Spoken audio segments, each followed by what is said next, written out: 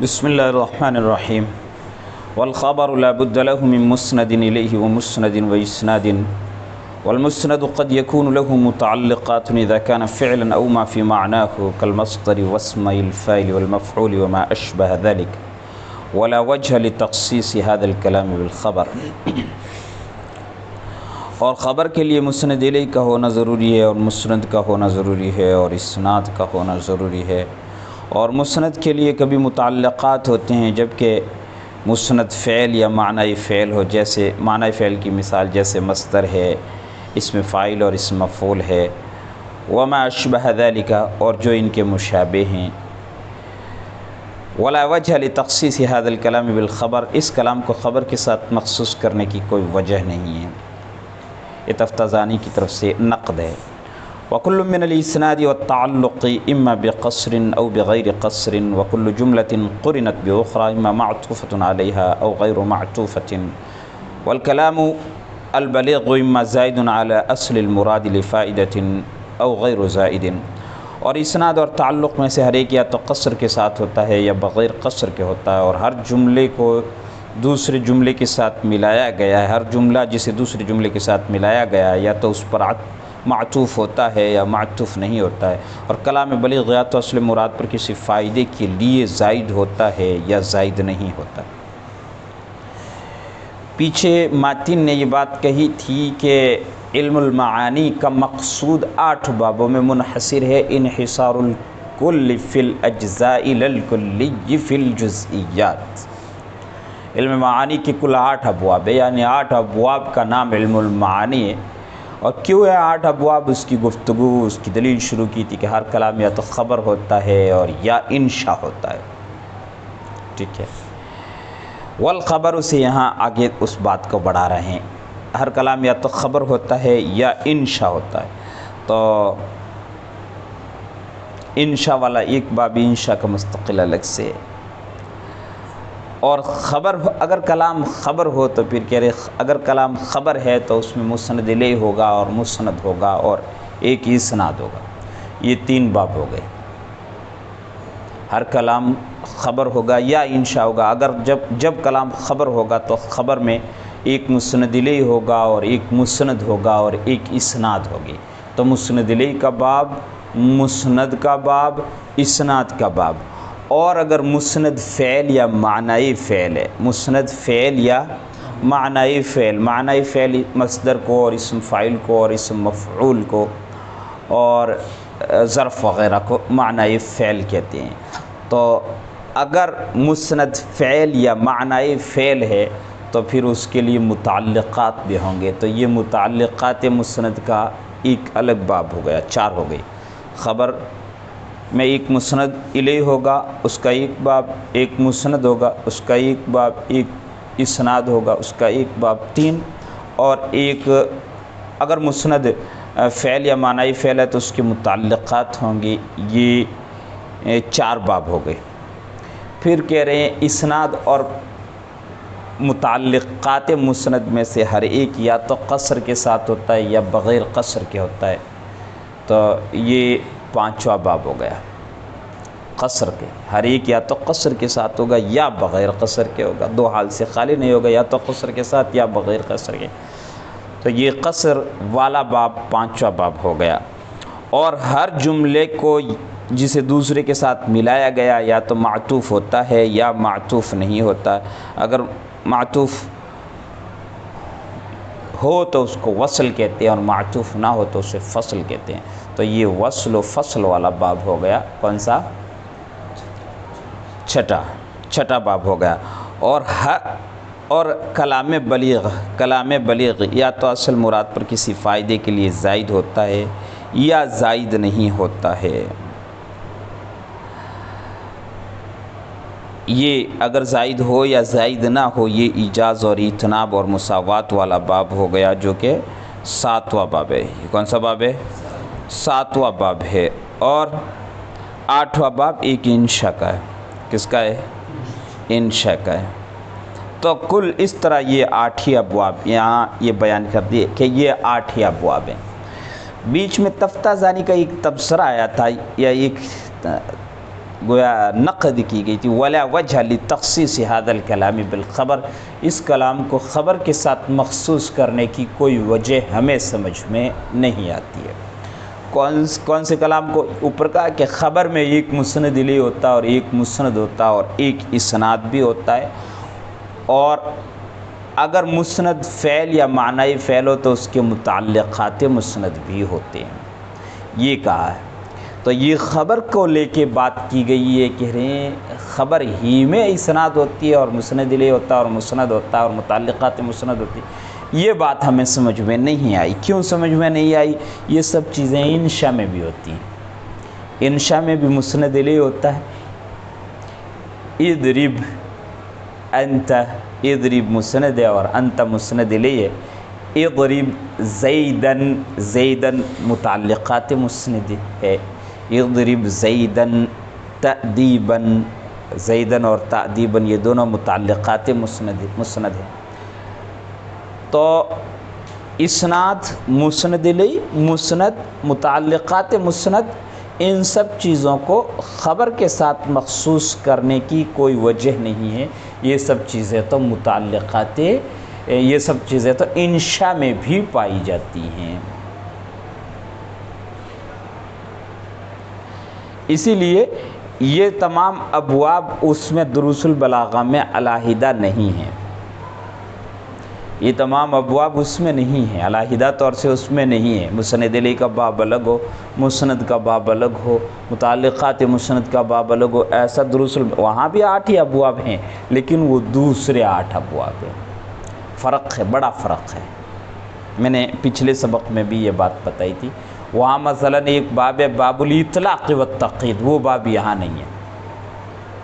اب وہ اطلاق اور تقیید کا باب ہے تو مطلق مسند الیہ کو کب رکھا جاتا ہے، کب نہیں رکھا جاتا ہے، مسند کو کب رکھا جاتا ہے، کب نہیں رکھا جاتا ہے، متعلقات مسند کو مطلق کب رکھا جاتا ہے، کب مقید کیا جاتا ہے، یہ یہاں ان کو الگ الگ ہر ایک کے باب میں الگ الگ بیان کرنا پڑے گا۔ اسی طرح ذکر اور حذف کا مسئلہ ہے یا تعریف اور تنکیر کا باب ہے تو ہر جگہ پہ مسند کے باب میں، مسند الیہ کے باب میں، متعلقات مسند کے باب میں، ہر جگہ انہیں ایک ہی بات 3 مرتبہ 4 مرتبہ کہنی پڑتی ہے۔ وہ وہاں نہیں، وہاں ایک اصولی بات کر دی گئی، کسی بھی لفظ کو حذف کب کیا جاتا ہے اور کسی بھی لفظ کو ذکر کب کیا جاتا ہے۔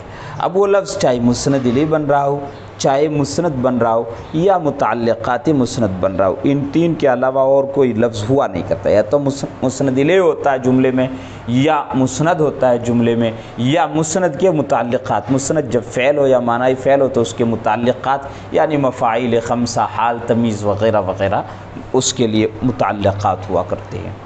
تو کوئی بھی لفظ ہو، چاہے اس کو ذکر کب کیا جاتا ہے، اس کو حذف کب کیا جاتا ہے، اس کو مطلق کب رکھا جاتا ہے، اس کو مقید کب کیا جاتا ہے، اس کو معرفہ کب لایا جاتا ہے، اس کو نکرہ کب لایا جاتا ہے، یہ تمام باتیں یہاں انہیں الگ الگ کہنی پڑیں گی، اور وہاں دروس البلاغہ میں ایسا نہیں۔ وہاں باب قائم کر دیا باب الاطلاق والتقیید، وہاں باب قائم کر دیا باب التعریف والتنکیر، جس کا مطلب یہ کہ لفظ کوئی بھی ہو، چاہے مسند الیہ بن رہا ہو، چاہے مسند بن رہا ہو، چاہے متعلقات مسند میں سے ہو، وہ معرفہ کب لایا جائے گا، وہ نکرہ کب رکھا جائے گا، وہ حذف کب کیا جائے گا، ذکر کب، اس کو مطلق کب رکھا جائے گا، اس کو مقید کب کیا جائے گا، یہ اصولی طور سے وہاں بیان کر دیے۔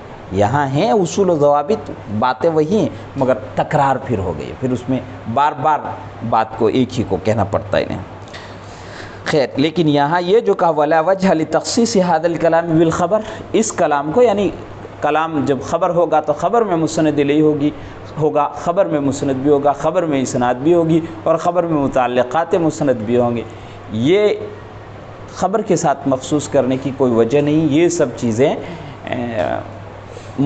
اس میں انشاء میں بھی پائی جاتی ہیں، اور وہاں بھی انشاء میں بھی مسند الیہ کو معرفہ یا نکرہ لانے یا مطلق یا مقید کرنے یا ذکر یا حذف کرنے کی وہ تمام باتیں ہیں جو خبر میں ہوا کرتے ہیں، انشاء میں بھی وہ تمام باتیں جاری ہوتی ہیں۔ وکل من الاسناد والتعلق، آگے کہا اسناد اور تعلق میں سے ہر ایک یا تو قصر کے ساتھ ہوتا ہے یا بغیر کے، یہ قصر والا باب ہے، متعلقات مسند اور اسناد یہ ہر ایک یا تو قصر کے ساتھ ہوتا ہے یا بغیر قصر کے. قصر کا باب آگے آتا ہے، قصر کس کو کہتے ہیں وہ آگے بھی تفصیل آئے گا انشاءاللہ تعالی. اور پھر ہر جملہ، کوئی بھی گفتگو ہوتی ہے تو اس میں جملے ہوتے ہیں، اور جملے کو ایک دوسرے جملے کے ساتھ ملایا جاتا ہے. ہر جملہ دوسرے جملے کے بعد میں آتا ہے. تمام جملے ایک ساتھ کوئی بول نہیں سکتا، ایک پہلے دوسرا بعد میں پھر تیسرا پھر چوتھا، اسی ترتیب سے بولنا پڑتے. تو اب یہ جو جملے ہم لا رہے ہیں، ایک جملے کو دوسرے جملے کے ساتھ جوڑا جاتا ہے، وصل کیا جاتا ہے عطف کے ذریعے سے. کس کے ذریعے سے؟ عطف کے ذریعے سے. جوڑا جا رہا ہے یا نہیں جوڑا جا رہا ہے، جوڑنے کو وصل کہتے ہیں اور نہ جوڑنے کو فصل کہتے ہیں. عطف کیا جاتا ہے واو کے ذریعے سے تو اس کو وصل کہتے ہیں، اور نہ کیا جائے تو اسے فصل کہتے ہیں. تو ہر جملے کو دوسرے جملے کے ساتھ یا تو جوڑا جائے گا یا نہیں جوڑا جائے گا، یعنی ایک کا دوسرے پر عطف کیا جائے گا نہیں کیا جائے گا. یہ باب وصل و فصل ہو گیا، فصل اور وصل کا باب ہو گیا. اور پھر کہہ رہے ہیں کلام بلیغ کوئی بھی ہوتا ہے اصل مراد پر کسی فائدے کی وجہ سے زائد اور اضافہ ہوتا ہے یا ایسا نہیں ہوتا. یہ باب ایجاز و اتناب و مساوات کا ہو گیا. لِفَائِدَةٍ احترز به عن التطويل على أنه لا حاجة إليه بعد تقييد الكلام بالبلیغ. تو افتادانی یہاں پھر تھوڑی سی ہلکی سی جرح کرتے ہیں، کہہ رہے لِفَائِدَةٍ کی یہ جو قید بڑھائی ہے اس کے ذریعے سے تطویل اور حشو سے احتراز کرنا مقصود ہے. تطویل اور حشو، تطویل اور حشو ان زوائد کو کہتے ہیں جن کا کوئی فائدہ نہیں ہوتا، جن کا کوئی فائدہ نہیں ہوتا. تو لِفَائِدَةٍ کی قید سے یعنی اصل مراد پر کلام کو زائد کیا جاتا ہے کبھی کسی فائدے کی وجہ سے. کبھی کوئی فائدہ ہوتا، فائدہ مطلب شوق دلانا ہوتا ہے، لمبی گفتگو کر کے کسی طرح سے اس میں شوق پیدا کرنا ہوتا. ایک تو یہ کہہ دیا جائے کہ بھائی نماز پڑھو، بات کہنی تو یہی ہے کہ نماز پڑھو، مگر یعنی جو مقصود ہے اصل مراد ہے وہ تو یہی ہے کہ نماز پڑھو، نماز فرض ہے.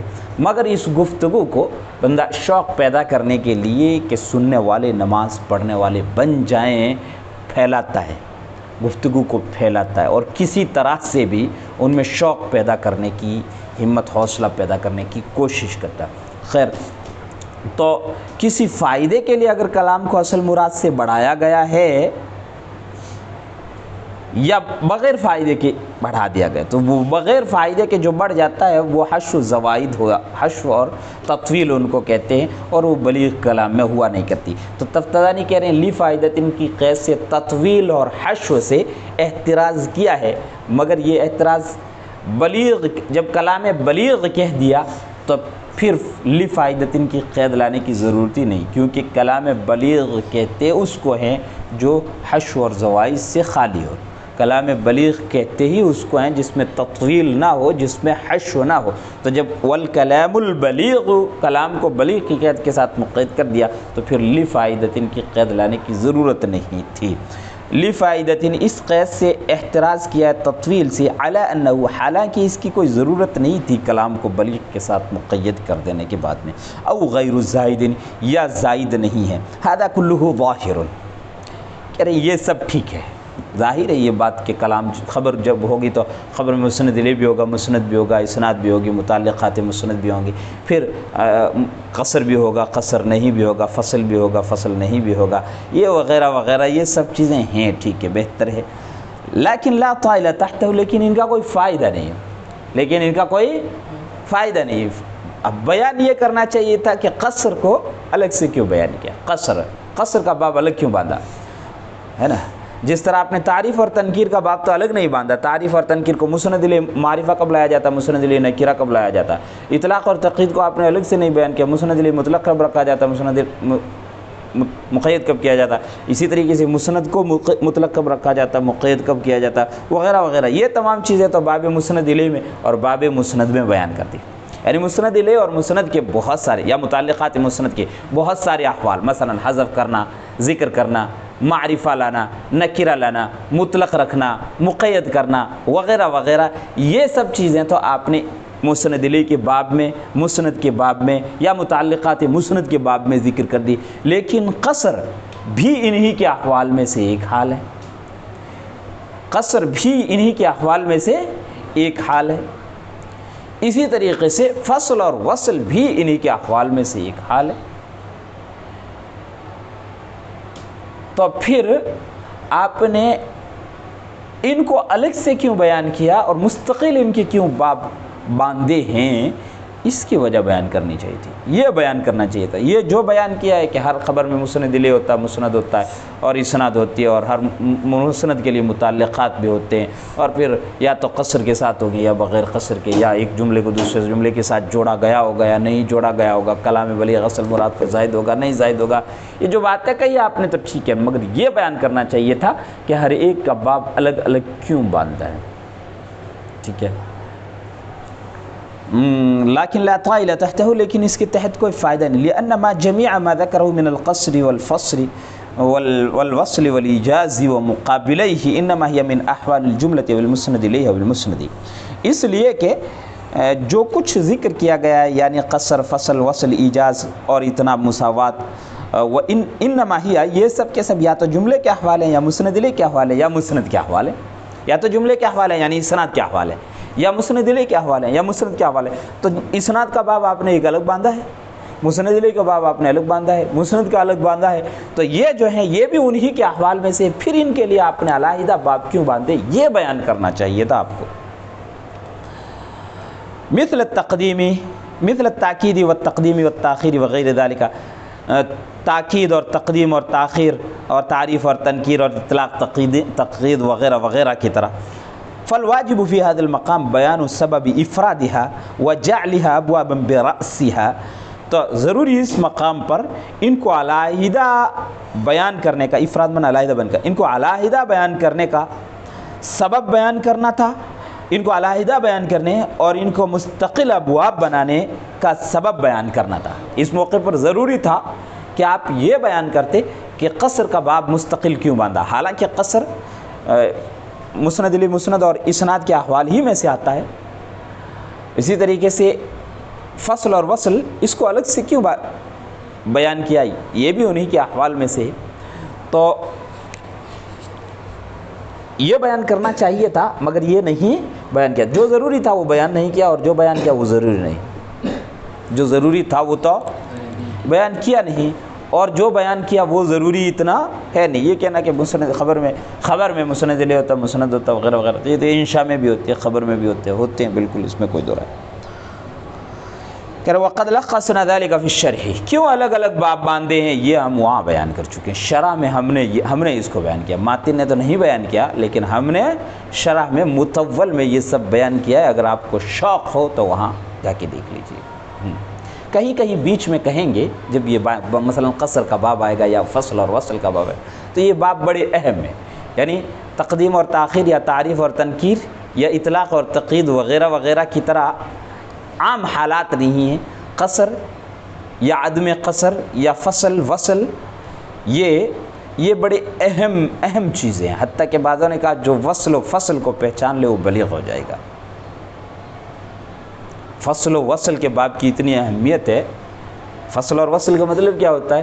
گفتگو کو آپس میں ایک دوسرے سے مربوط کرنا، تو جس کی گفتگو جتنی مربوط ہوگی اتنا بلیغ سمجھا جائے گا، تو کہتے ہیں جس نے فصل و وصل کو سیکھ لیا وہ بلیغ ہو گیا۔ بعضوں نے کہا فصل و وصل کے جاننے ہی کا نام بلاغت ہے، تو یہ ابواب اہم ہیں، اس وجہ سے ان کو الگ سے بیان کیا۔ اب شرح میں کیا بیان کیا ہے تفتازانی، یہ ہم نے بھی نہیں دیکھا۔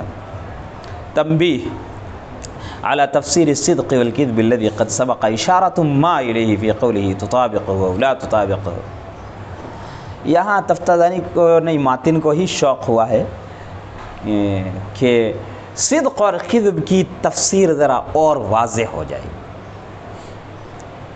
واضح ہے، ہر بندہ ایک عام شخص، سڑک پر چلنے والا، سبزی بیچنے والا، کوئی بھی شخص ہو، سچ اور جھوٹ کو سب سمجھتے ہیں، ہے نا۔ جو بدیہی چیز کی تشریح اور تحلیل کی جاتی ہے تو وہ نظری بن جاتی ہے، پھر وہ کیا بن جاتی ہے؟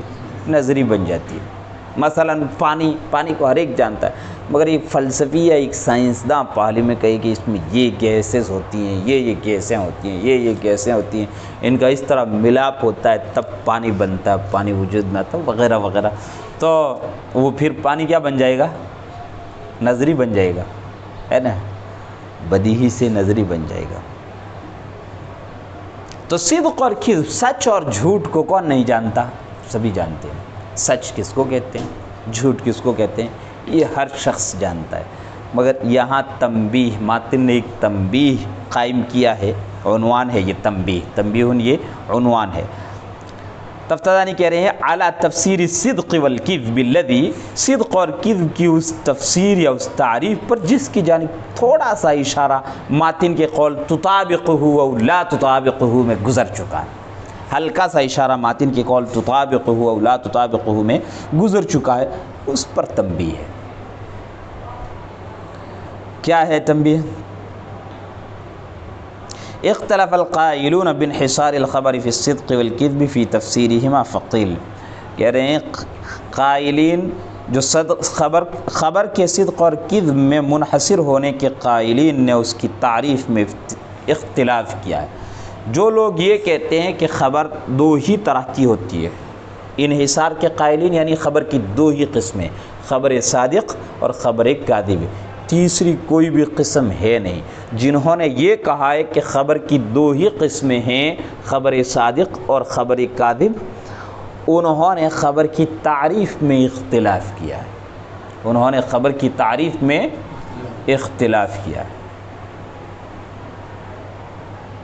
یعنی ایک گروہ یہ کہتا ہے کہ خبر کی دو ہی قسمیں، خبر صادق اور خبر کاذب، جبکہ ایک گروہ ایسا بھی ہے جو یہ کہتا ہے کہ خبر انہی دو قسموں میں منحصر نہیں ہے، بلکہ اس کی تیسری قسم یا چوتھی قسم یا پانچویں اور چھٹی قسم بھی پائی جاتی ہے۔ ایک گروہ یہ بھی کہتا ہے، سمجھے نا؟ تو یہاں یہ کہا ہے کہ جو خبر کے صدق اور کذب میں منحصر ہونے کے قائل ہیں، ان کا صدق اور کذب کی تعریف میں اختلاف ہوا ہے۔ جو یہ کہتے ہیں کہ خبر کی قسمیں تو دو ہی ہیں، ایک خبر صادق ایک خبر کاذب، ان کے درمیان اختلاف ہے صدق کی تعریف میں اور کذب کی تعریف میں۔ کیا اختلاف ہے؟ ایک گروہ جو مشہور ہے، جمہور عام لوگ یہ کہتے ہیں واقع کے مطابق ہو تو خبر سچی ہوتی ہے اور واقع کے مطابق نہ ہو تو جھوٹی ہے۔ کیا؟ واقع کے مطابق ہو تو خبر سچی ہوتی ہے اور واقع کے مطابق نہ ہو تو خبر جھوٹی ہوتی ہے۔ واقع کے مطابق خارج، باہر کی حقیقت کے مطابق، مثلا یہ کہا جائے کہ ابوالکلام گھر چلے گئے، تو اگر واقعتاً وہ چلے گئے ہیں، حقیقت میں یہاں نہیں رہے ہیں، جا چکے ہیں، تو یہ جملہ کہ ابوالکلام گھر چلے گئے ہیں، یہ خبر کیا ہو جائے گی؟ صادق، سچی۔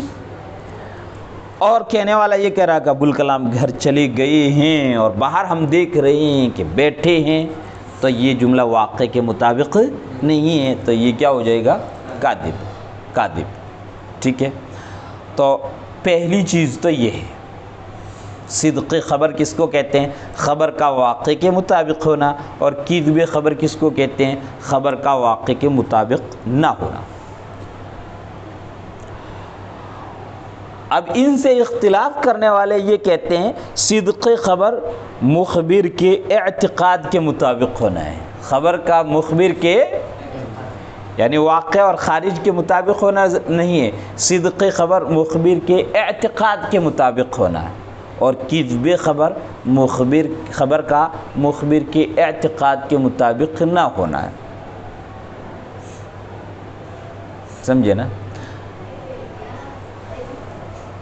واقع کے مطابق ہونے کو صادق اور کاذب نہیں کہتے ہیں، مخبر کی خبر دینے والے کے اعتقاد، اس کے یقین کے مطابق ہو تو وہ کیا ہوتی ہے؟ صادق، اور اگر اس کے مطابق نہ ہو تو پھر وہ ہوتی ہے کاذب۔ تفصیلات یہاں فقیلہ، چنانچہ کہا گیا صدق الخبر مطابقتہ ای مطابقت حکمہ للواقع، صدق خبر اس کا یعنی اس کے حکم کا، خبر کے حکم کا واقع کے مطابق ہونا۔ واقع کس کو کہتے ہیں؟ وہو الخارج الذی یکون لنسبت الکلام الخبری، اور واقع اس خارج کو کہتے ہیں جو کلام خبری کی نسبت کے لیے ہوتا ہے۔ کلام خبری میں جو ایک نسبت کلام میں پائی جاتی ہے اس نسبت کی ایک نسبت خارجیہ بھی ہوتی ہے، پیچھے آیا تھا، اگر وہ نسبت خارجیہ اور یہ دونوں مطابق ہوں تو اس کو صدق کہتے ہیں، مطابق نہ ہو تو اس کو کذب کہتے ہیں۔ تو وہ خارج ہے جو کلام خبری کی نسبت کے لیے ہوا کرتا ہو۔ کذب الخبری ای عدمہا، اور کذب خبر مطابقت کا نہ ہونا، عدمہا عدم مطابقت ہی للواقع، خبر کا واقع کے مطابق نہ ہونا، یعنی ان الشیئین اللذین اوقع بینہما نسبت فی الخبر، یعنی وہ دو چیزیں جن کے درمیان خبر میں نسبت واقع کی گئی ہے، لا بد ان یکون بینہما نسبت فی الواقع، ضرور ان دونوں کے درمیان واقع اور حقیقت میں بھی ایک نسبت ہوگی، واقع میں یعنی نفس الامر اور حقیقت میں بھی ایک نسبت ہوگی، مع قطع النظر عما فی الذہن، ذہن سے قطع نظر کرتے ہوئے، ذہن سے مثلا یہ کہہ دیا جائے کہ زید حافظ ہے تو حقیقت میں بھی زید اور حافظ کے درمیان کوئی ایک نسبت ہوگی، چاہے وہ نسبت ایجابیہ ہو یا نسبت سلبیہ ہو۔ زید حافظ ہے، یہ جو کلام کیا گیا ہے، کہنے والے نے کہا ہے زید حافظ ہے، اس میں تو نسبت ثبوتیہ پائی جاتی ہے، ایجابیہ پائی جاتی ہے، زید کے لیے حافظ ہونے کو ثابت کیا گیا۔ خارج میں بھی زید اور حافظ کے درمیان حقیقت میں بھی واقع میں بھی کوئی ایک نسبت ہوگی، یا وہ ایجابیہ ہوگی یا وہ سلبیہ ہوگی۔ اگر ایجابیہ ہے تو مطابق ہیں دونوں، سلبیہ ہیں تو دونوں مطابق نہیں ہے، ضرور ان دونوں کے درمیان واقع میں بھی ایک نسبت ہوگی، مع قطع النظر عما فی الذہن، ذہن سے قطع نظر کرتے ہوئے، وعما يدل علیہ الکلام، اور اس سے قطع نظر کرتے ہوئے جس پر کلام دلالت کرتا، فمطابقت تلک النسبۃ المفہومۃ من الکلام للنسبۃ التي فی الخارج بان تکونا ثبوتیتین او سلبیتین صدق، تو اس نسبت کا جو کلام سے سمجھی گئی ہے اس خارج والی نسبت کے مطابق ہونا بعین طور اس طرح کے دونوں ثبوتیہ ہوں یا دونوں سلبیہ ہوں، صدق ہے۔ فمطابقت تلک النسبۃ المفہومۃ، وہ مبتدا تھا اور صدق اس کی خبر ہے، وعدمها، اور اس مطابقت کا نہ ہونا اس طرح سے بأن تكون احداهما ثبوتیۃ والاخرى سلبیۃ کذب، اس طرح سے کہ ان میں سے ایک ثبوتیہ ہو اور دوسری سلبیہ ہو، ان میں سے ایک ثبوتیہ ہو اور دوسری سلبیہ ہو، یہ کذب ہے، یہ کیا ہے؟ تو ایک تفسیر، ایک تعریف تو صدق خبر اور کذب خبر کی یہ ہو گئی، یہ جمہور کی اور عام محققین کی تفسیر یہ ہے۔ صدق خبر کس کو کہتے ہیں؟ خبر کا واقع کے مطابق ہونا، اور کذب خبر وہ خبر کا واقع کے مطابق نہ ہونا۔ وقیل صدق الخبر مطابقته لاعتقاد المخبر، اور کہا گیا ہے، یہ اس کے قائل ہے نظام، کون ہے؟ نظام، قائلہ النظام، یہ نظام نیچے لکھا نظام نہیں ہے، وقائلہ النظام، اس کے قائل نظام ہے، یعنی نظام یہ ایک فلسفی شخص گزرا ہے، اور اس کے نام سے معتزلہ میں ایک فرقہ نظامیہ کے نام سے ہوا، یعنی ایک مستقل امت اسلامیہ میں فرقے کا بانی گزرا ہے یہ نظام، اور فرقہ اس کے ماننے والے نظامیہ کہلاتے تھے۔ خیر،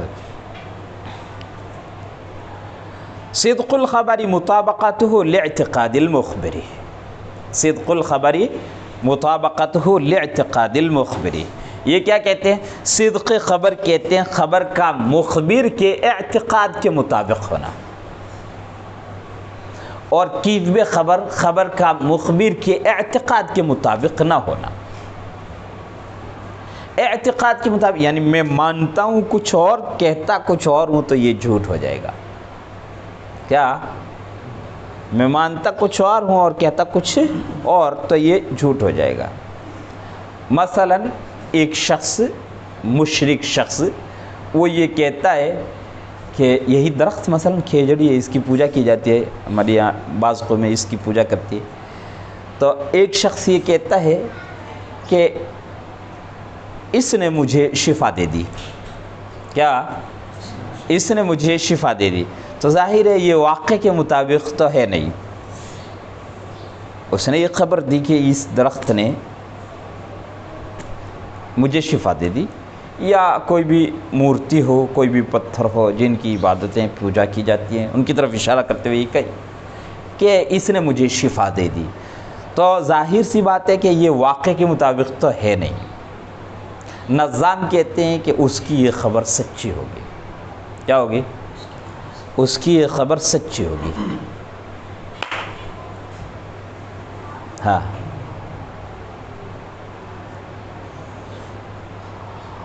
اور اگر کوئی مسلمان جسے پریشان کیا جائے، ستایا جائے، جیسا آج کل ملک میں ماحول ہے، اس سے کوئی کہلوائے کہ تم کہو کہ اس نے مجھے شفا دے دی، اب اگر وہ یہ کہتا ہے کہ اس نے مجھے شفا دے دی، اس درخت نے مجھے شفا دے دی، یا اس مورتی نے مجھے شفا دے دی، یا اس مندر کی عظمت نے مجھے شفا دے دی وغیرہ وغیرہ کہا جائے اے مسلمان، تو یہ خبر جھوٹی ہوگی۔ کیا ہوگی؟ یہ خبر جھوٹی ہوگی، یعنی وہ سچی تھی، یہ جھوٹی۔ کیوں؟ یہ اس کے اعتقاد کے مطابق نہیں، یہ کہنے والے کے اعتقاد کے مطابق نہیں ہے، سمجھ رہے نا؟ اسی طریقے سے ایک کافر شخص جس کا بھروسہ نہیں اللہ تعالیٰ پر، اللہ پر ایمان نہیں رکھتا ہے، مگر وہ کہیں پھنس کر کے یہ کہتا ہے کہ اللہ تعالیٰ نے جو کیا وہ کیا، مجھے شفا دے دی، مجھے بیماری دے دی اللہ تعالیٰ نے، جبکہ وہ اللہ تعالیٰ کو مانتا نہیں، مگر کہیں گھیر گیا مسلمانوں کے درمیان ایسی جگہ جہاں اس کو یہ کہنا پڑ رہا ہے، تو یہ کیا ہوگا؟ یہ کذب ہو جائے گا۔ تو خبر کا مخبر کے اعتقاد کے مطابق ہونا یہ کیا ہے؟ صدق ہے، اور مخبر کا اعتقاد کے مطابق نہ ہونا یہ، یا مثال یہ دی ہے کہ اگر کوئی یہ کہے کہ آسمان ہمارے پیروں کے نیچے ہیں اور اس کو اسی کا اعتقاد ہو جائے، اس کو یہی یقین ہو کہ آسمان ہمارے پیروں کے نیچے ہیں، تو یہ خبر کیا ہو جائے گی؟ سچی ہو جائے گی، یہ خبر سچی ہو جائے گی۔ اور کوئی یہ کہے کہ زمین ہمارے سروں کے اوپر ہے اور اس کو اسی کا یقین اور اعتقاد حاصل ہو جائے، تو یہ خبر کیا ہو جائے گی؟ سچی ہو جائے گی، یہ سچی ہو جائے گی۔ ظاہر واقعے کے مطابق ہے نہیں دونوں، مگر اس کے اعتقاد کے مطابق ہوگی تو وہ سچی ہو جائے گی۔ وقیلہ، اور کہا گیا صدق الخبر مطابقتہ لاعتقاد المخبر، صدقی خبر کا مخبر کے اعتقاد کے مطابق ہونا ہے، اور ولو کان ذلك الاعتقاد خطأ، اگرچہ وہ اعتقاد غلط ہو، واقع کے غیر مطابق للواقع، واقع کے مطابق نہ ہو۔ وکذب الخبر عدمها، اور کذب خبر کا اعتقاد کے مطابق نہ ہونا، عدم مطابقتہ لاعتقاد المخبر، اس کا یعنی خبر کا مخبر کے اعتقاد کے مطابق نہ ہونا ہے، ولو کان خطأ، چاہے وہ غلط ہو، ولو کان خطأ، چاہے وہ۔ فقول القائل السماء تحتنا معتقدا ذلك، تو قائل کا یہ کہنا کہ آسمان ہمارے پیروں کے نیچے ہیں، معتقدا ذلك، اسی کا اعتقاد رکھتے ہوئے، قائل کا یہ کہنا کہ آسمان ہمارے پیروں کے نیچے ہیں، اسی کا اعتقاد رکھتے ہوئے، معتقدا ذلك، صدق ہے۔ وقوله السماء فوقنا، اور اس کا کہنا آسمان ہمارے اوپر ہے، غیر معتقد لذلك، اس کا اعتقاد رکھے بغیر کہنا آسمان ہمارے اوپر ہے، کذب، یہ کذب ہے۔ والمراد بالاعتقاد الحکم الذہنی الجازم والراجح، اور اعتقاد سے مراد حکم ذہنی جازم یا راجح ہے، لہذا علم اور ظن دونوں کو شامل ہوگا۔ یہاں تھوڑی تفصیل آپ سمجھ لیجئے، اعتقاد کس کو کہتے ہیں؟ اعتقاد کس کو کہتے ہیں؟ جب ہم یہ کہیں مثلا اللہ ایک ہے، تو وہاں جانب مخالف کا احتمال ہوتا ہے یا نہیں ہوتا ہے؟ کوئی بھی بات کہی جائے، مثلا ابوالکلام گھر گئے ہیں، اس کا جانب مخالف نہیں گئے ہیں، گئے نہیں گئے ہیں۔ یہ درخت شفا دیتا ہے، اس کا جانب مخالف شفا نہیں دیتا ہے، ٹھیک ہے نا؟ تو یہ احتمال ہر جگہ پر ہوا کرتا ہے، جس کے دماغ میں یہ دونوں احتمال برابر ہو جائیں تو یہ شک ہے، یہ احتمال دونوں برابر ہو جائیں تو مثلا اللہ ایک ہے یا اللہ ایک نہیں ہے، دو تین ہے، اللہ ایک ہے یا اللہ ایک نہیں ہے، دو تین، یہ دونوں برابر ہیں، تو یہ کیا ہے؟ شک ہے۔ اس کو کیا بولتے ہیں؟ شک کہتے ہیں۔ اور جب یہ غالب مغلوب ہو جائیں، راجح مرجوح ہو جائیں کہ اللہ ایک ہے، یہ راجح ہے، اور کبھی کبھی یہ آتا ہے کہ ہو سکتا ہے ایک نہ ہو دو تین ہو سکتا ہے ایک نہ ہو دو تین، تو یہ مرجو ہے. یہ کیا ہے؟ یہ مرجو ہے. اب ان میں سے جو راجح ہوگا اس کو ظن کہیں گے، اور جو مرجو ہوتا ہے اس کو وہم کہتے ہیں. کیا راجح ہوتا ہے اس کو ظن کہتے ہیں، اور جو مرجو ہوتا ہے اس کو وہم کہتے ہیں. تین چیزیں ہو گئی. جانب مخالف کا احتمال ہی باقی نہ رہے اس کو کہتے ہیں اعتقاد جازم. اسی کا نام ہے یقین بھی. اسی کو کیا کہتے ہیں؟ یقین. ایمان کے لیے یہ شرط ہے، یہ ضروری ہے ایمان ہونے کے لیے.